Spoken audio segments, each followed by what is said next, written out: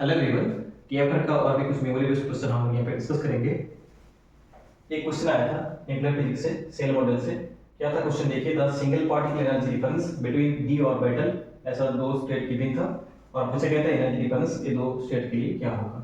और यहाँ पे एक एनर्जी गिवन था E equal to minus C L dot S, और ये जो सी कांस्टेंट है इसका वैल्यू 2 मेगा इलेक्ट्रॉन वोल्ट एक गिवन था। तो देखिए, जो एनर्जी डिफरेंस होता है एक्चुअली सेल मॉडल के लिए जो होता है delta E is proportional to 2l plus 1, और इसमें जो जे का वैल्यू स्मॉल होता है वो हायर लेवल पे होता है, जे का वैल्यू जिसका लार्ज होता है वो लोअर लेवल पे होता है। तो ऐसे करके ये जो 1d था वो सेल मॉडल से आ रहा है, ऐसे करके स्प्लिट हो रहा है दो लेवल। और ये पूछा गया था कि ये दोनों लेवल के लिए जो है कि एनर्जी डिफरेंस क्या होगा।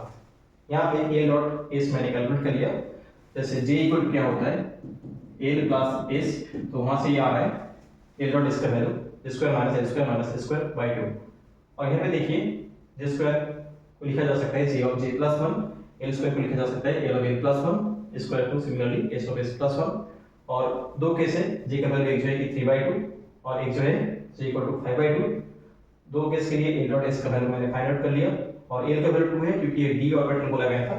डी के लिए एल जो होता है 2 और S single particle that means S equal to half. यहाँ पे जो है एस इक्वल टू हाफ एक न्यूक्लियर के लिए है। तो यहाँ से जो आ रहा है L dot S equal to minus 3/2 और जे इक्वल टू 5/2 के लिए जो आ रहा है एल डॉट एस का वैल्यू 1।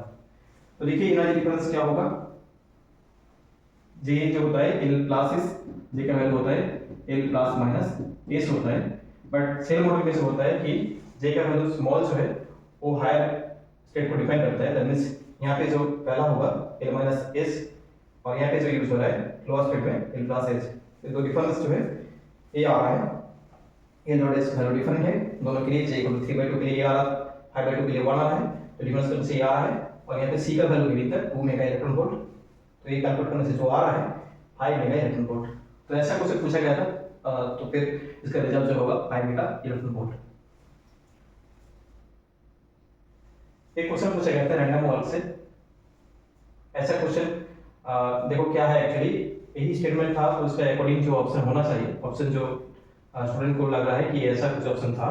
देखिए इस क्वेश्चन को सॉल्व करने के लिए पहला क्या बोला गया है कि random Volker moves in x y plane with every step he moves one element in the x and y direction with probability half in x and half in direction of y। That means दो जो है कि direction x and y के लिए probability जो है single step के लिए वो इक्वल है, ठीक है।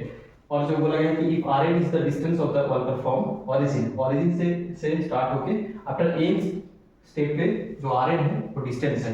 तो देखिए इक्वल प्रोबेबिलिटी है x एंड y पे जाने के लिए जो है कि half after n step origin से, मान लीजिए कि n स्टेप पे वो जो रैंडम वॉल्कर जो है वो कहाँ है कि rn स्क्वायर डिस्टेंस गया है। तो इसमें जो आएगा रिजल्टेंट आएगा x² + y² ऐसा आएगा। और यहाँ पे जो है ना एक्चुअली मान लीजिए कि x जो है total distance in the x direction after n steps origin से स्टार्ट होके, y जो है मैंने मान लिया कि total distance in the y direction, ठीक है। तो बट फॉर ईच कोऑर्डिनेट के लिए मीन स्क्वायर डिस्प्लेसमेंट जो होगा अप्रोक्सीमेटली n/2।